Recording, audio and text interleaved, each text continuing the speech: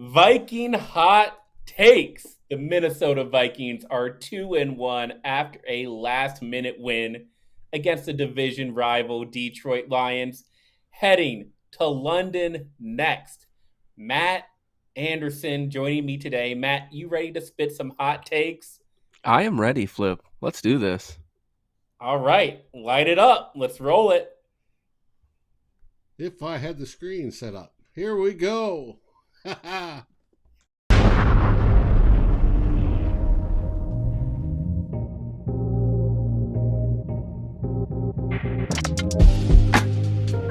What's your take?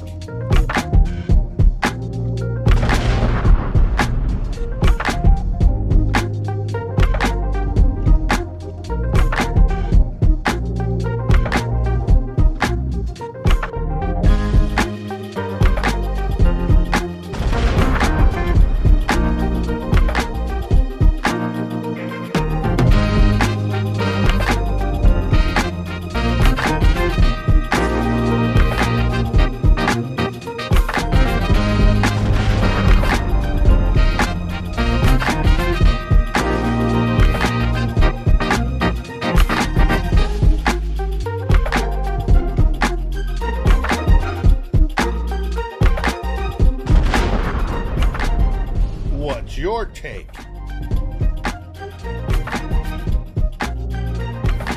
Let's go a Viking on Viking Hot Takes.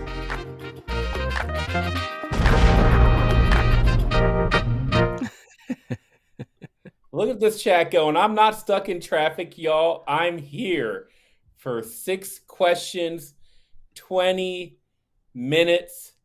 Vikings hot takes. Matt, this is going to move fast. So if you have any comments not related to the questions, this is your chance. I'm just excited. I'm usually not on this side. I'm hosting the show on Wednesdays, so I'll be ready to move with you, Flip. I'll follow you step for step. All right. Well, let's see what happens. Thank you, Ryan, for your take. I am dope. And let's just do it. Let's get the time on the clock and start with our first question. Matt, I'm going to go first, and Okay. I'm asking you question number one. Did the Vikings get a good win against Detroit, or did they avoid a bad loss? You can only pick You one. know, I thought really hard about this question when you sent it over yesterday, and I'm really torn, but I think it's a good win, and let me explain why. Um, this is not the Detroit Lions of old. Uh, they play their opponents really tough. I think I saw or heard a statistic that they lost the last 7 games they've lost have been within like 4 points. So this is not like the Detroit Lions that we're used to. They're going to play us pretty hard.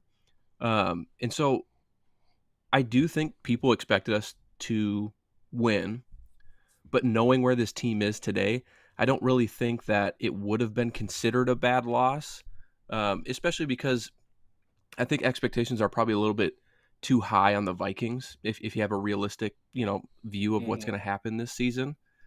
So I say it's a good win because they rallied against adversity. Kevin O'Connell's favorite saying right now is adversity in culture, but they rallied um, and and they overcame a physical Detroit Lions team, and I think now they know what to expect next time they play them. So I'm gonna settle on a good win. All right. Well, if you're in the comments, whether you agree with Matt or not, we want to hear your takes on this question as well. So, Matt, I'm going to ask you, this is my surprise question. If you think Oh this is a boy. good win, then what is your record prediction for the Detroit Lions? I think they probably finish around 500. Um, Okay. 8-9 or within it, 9-8. yeah, in that range. Maybe give or take a few games. Okay. That Well, would that would yeah, that would be my expectation. I agree with that. I think what pushes it to the good win category for me is that the defense, the Vikings defense by any means is not great.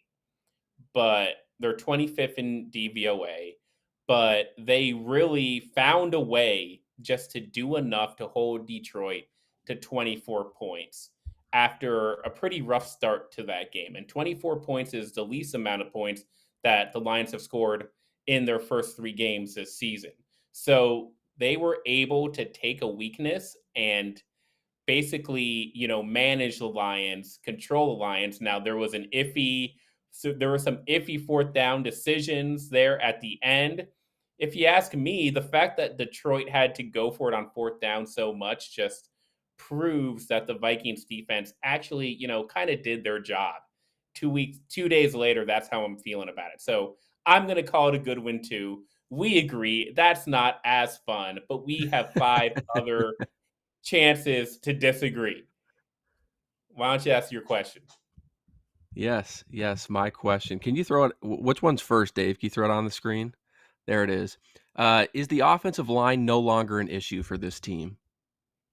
Wow. Three I know. games 3 games, and I'm and asking for you.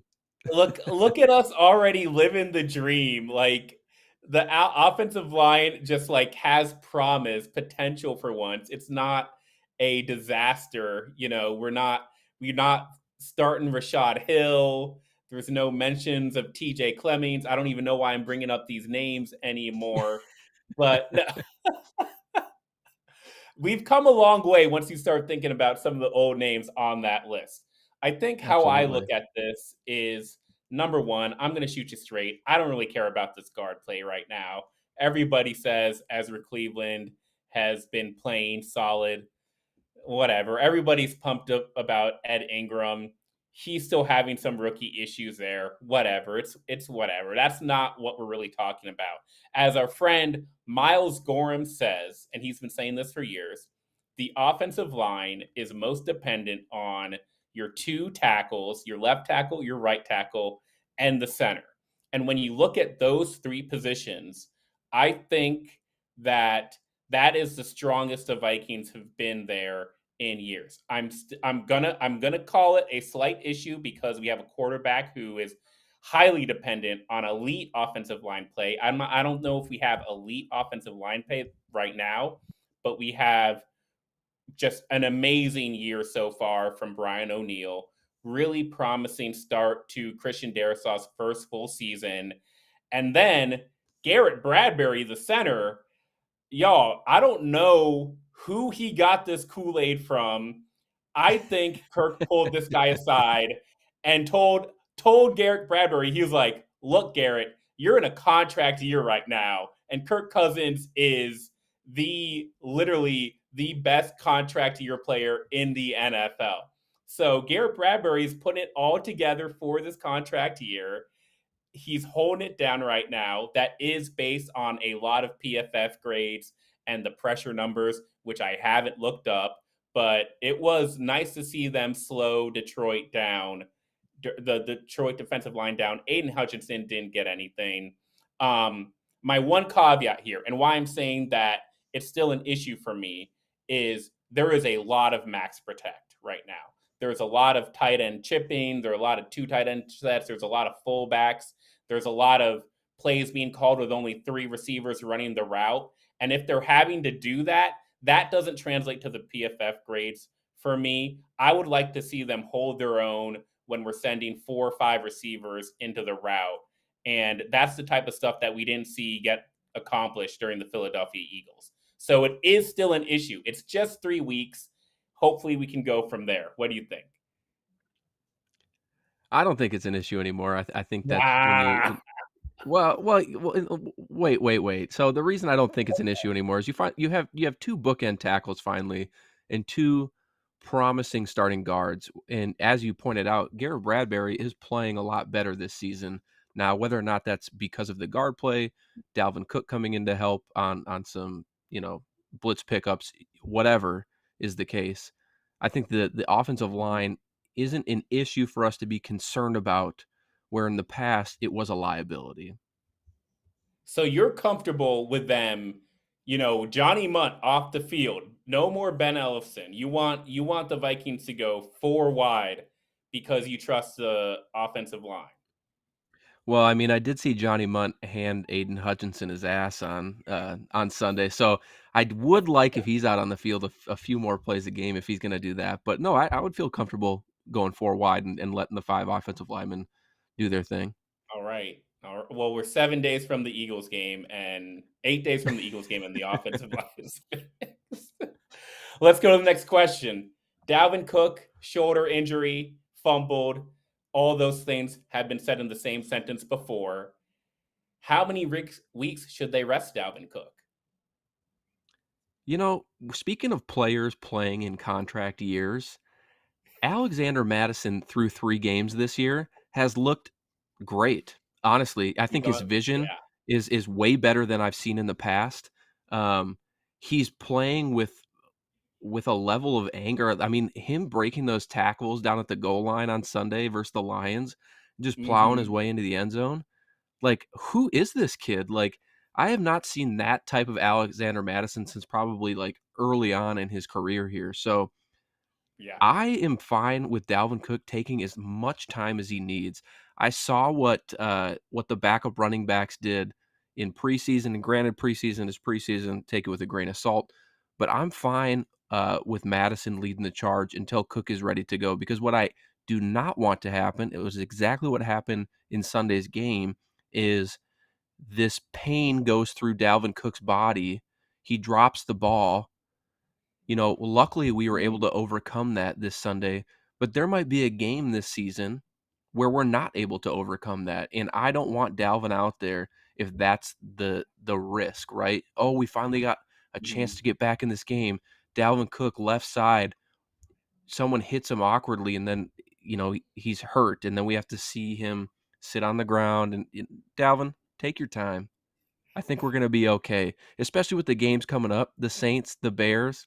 Mm-hmm. Just chill. Just chill. We'll be good. So I'm gonna say I agree with all that. They need to rest Dalvin Cook 14 weeks. 14 weeks. I don't, Were you it's not trading even them? about, I mean, basically, if they don't make the playoffs, sure, trade him. I mean, Alex Madison was that good, and I have full faith in Tyson Chandler and Kenny Wangu. We don't need this half strength Dalvin Cook center of the offense approach that we've seen it before. We've seen them trot Dalvin out there before it's too early. They don't just trot him out there. He's the focal point of the game plan. And then we end up, Dalvin, has a 19 carry, 60-yard game. The Vikings lose. I don't need that anymore. Either he's a focal point of the offense, or you just got to rest him until he can be that focal point again. And it wouldn't hurt to develop trust with some of these other running backs. 14 weeks. Dalvin Cook can take as much time as he needs and will be okay. Rest Dalvin for 3 months. That's what I'm saying. All right. You know Yep. best, man. I'll go with you then. But I thought I don't think it's going to take 14 weeks for him to come back. Fans But agree. Old man Cook. That's what they're calling him. oh my goodness. All All right. right. Well, my second question for you here, Flip. What do you think about Kevin O'Connell's play calling so far through 3 games? Yeah, we talked about this a little on the post game show. I think Kevin O'Connell has done a great job of designing plays for every player he has on his team on this offense. That is not the question. The question is, what do you think about Kevin O'Connell's play designs? The question is, what do you think about Kevin O'Connell's play calling? And it's a little too much of Kid the Candy Store. It's a little too cute for me, where I want to see him have games where he's featuring people. Like he featured Dalvin Cook this last game. He didn't really open it up for Adam Thielen and KJ Osborne until the second half. So I would like to see him figure out, look at a defense during the week, figure out a game plan, and figure out which of his weapons should be primary attackers for that week. And I still haven't seen that yet. It looks like we have pretty much the same game plan or the same play calling for all 3 games. The only exception was in week 2 where he decided that he didn't want to run the ball anymore. But now that Dalvin Cook is out, I want to know by the second quarter who this game plan is featuring every week from here on out. So I'd give him like a B minus. Okay. I think that's a fair grade thus Yeah. far. Yeah. What about you? I think it's been okay. I think I mentioned this on Sunday too. Fans need to just kind of realize that Kevin O'Connell is working through this, as a first time play caller himself. So there's going to be some kinks for sure that he's got to figure out. I think the Eagles game was a perfect example of it. That's not what they told us. That's not what they told us. They told us this offense was going to be better Right, just because right, he was in the building. right. I don't disagree with that. I mean, I am expecting more, but I think through 3 games I can be okay with it. Now let's revisit this in 3 weeks, and if it's still the same thing, then I think we have an issue. Yeah. All right. Final questions. 2 questions left. I'm going to ask Matt, why does 2022 feel so much like 2018? Well, so I saw this question, and I probably should have just messaged you, but I figured I'd get your thoughts on here. What is there like a certain aspect about this team that makes it feel like 2018? Because I'm having a hard time drawing comparisons, other than the fact that because I feel like the expectations were really high in 2018 with Kirk Cousins Mhm. coming into the building, and I I don't feel like the expectations should be super high this year. So that part for me is gone. Um, the defense is quite different than what it was in 2018. I think everybody's kind of hitting their prime there, maybe coming down the hill a little bit when you think about people like Xavier Rhodes and whatnot back then. But yeah, I don't know. I'm having a hard time seeing the So comparison. So you disagree with the question in general. You don't think it feels yeah, like 2018. yeah, I So think it feels. Yeah, go ahead. here's why I think it feels like 2018. Uh, the defense is overrated. I think this defense is overrated, and we're starting to see it started with a pretty fearful look at this defense, like, whoa, we may need some things here on the defensive side of the ball. And maybe this just isn't that 2015, 2017 type defense that we had. Number Hmm. two, new play caller in town who was promised immediate success. And we've seen up and down. We haven't seen that all put together right away. Okay. I think that we're still at the point we just talked about last question. That play calling could go either way. Kirk Cousins doesn't look remarkably better. And I don't see us using our best weapons on the offensive side of the ball. So 2018, we started 1-2-1.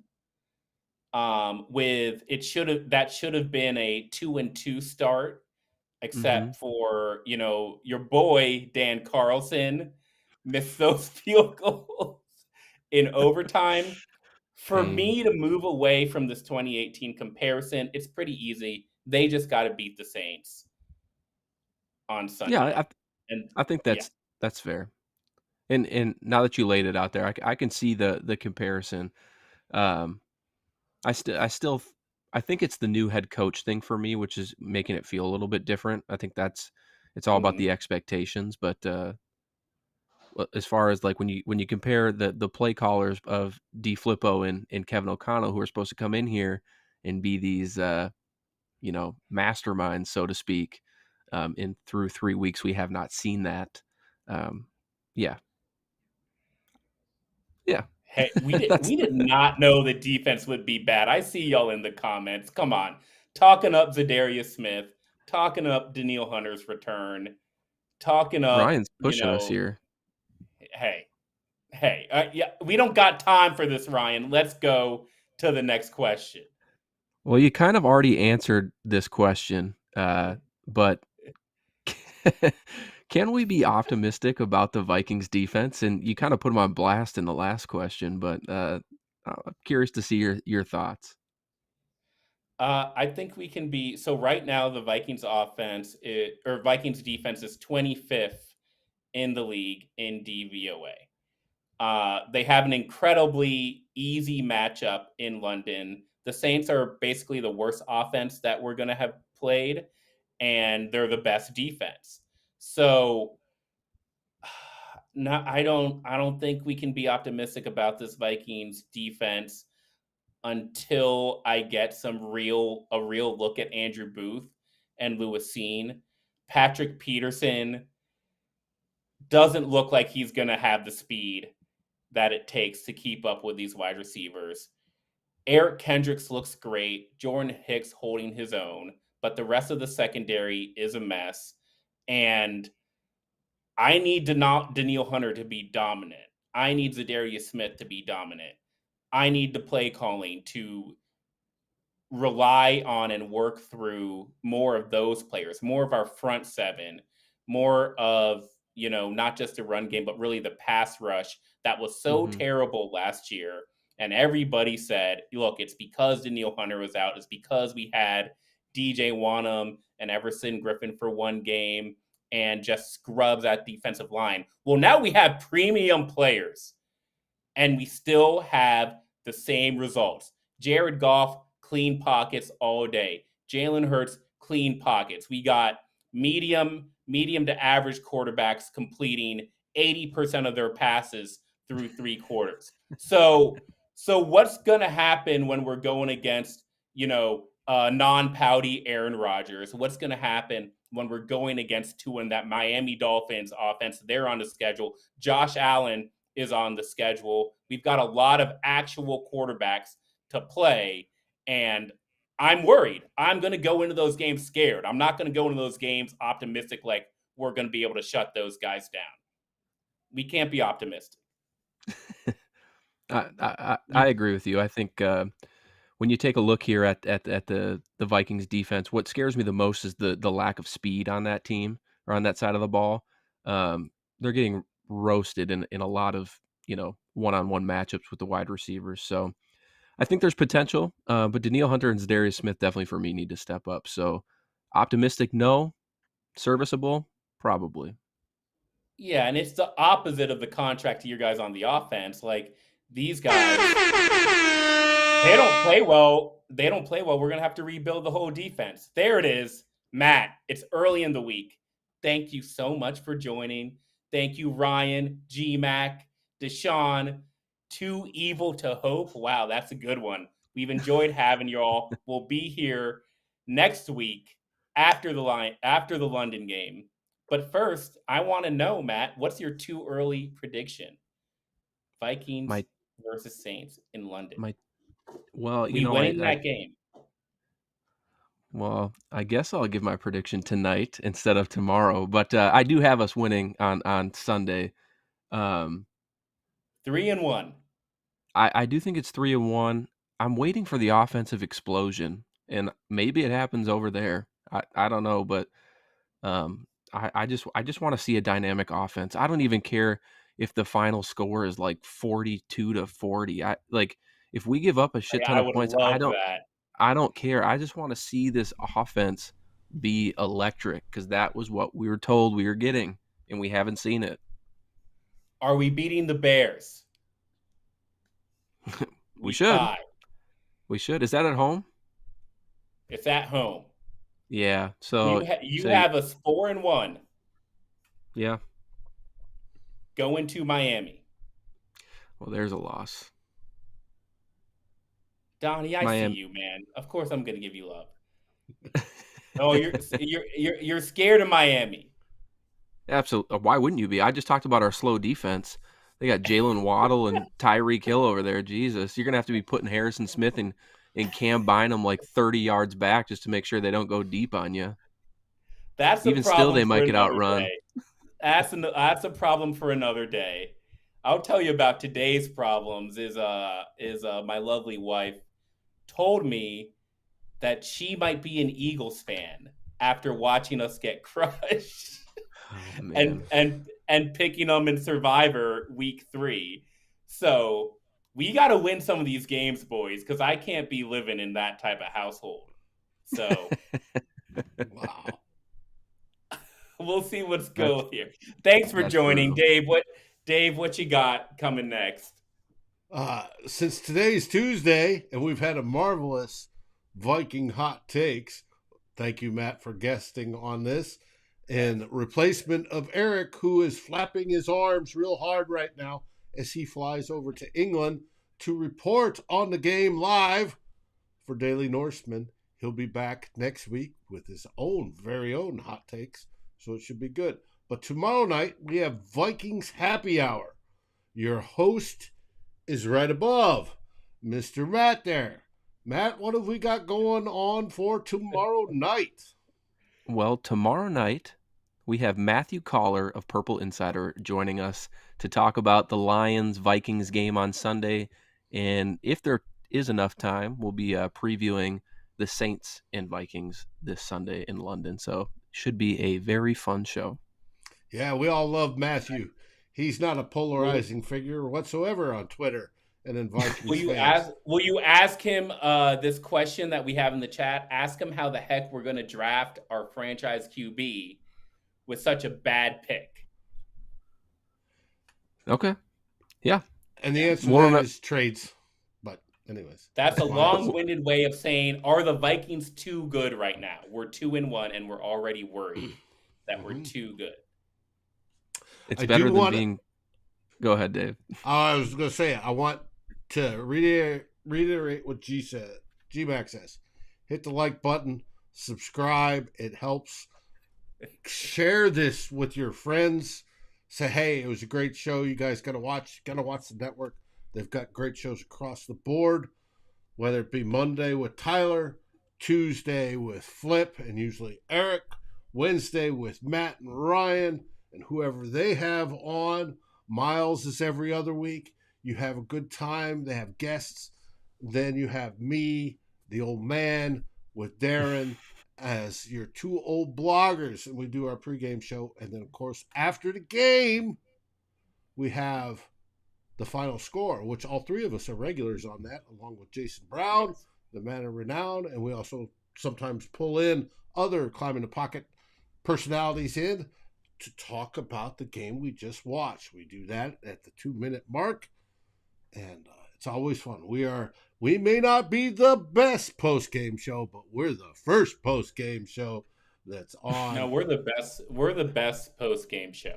We're the post-game show that told everyone we're going 4-1 into the Miami game. Mm-hmm. I agree with that. That's what matters. Winning is all that matters. Culture, adversity, winning. Buzzwords. Minnesota Vikings football in 2022. You got it. Don't forget collaboration. Yes. Hey, guys, what do we say? Skol Vikes. Skol Vikings!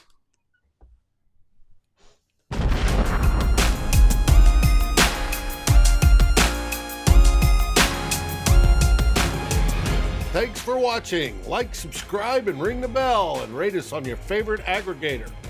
And a special shout out goes to our partners, the Daily Norseman, where the best Vikings content can be found, and to Lake Monster Brewing, home of the best beer in Minnesota. Skol, everybody.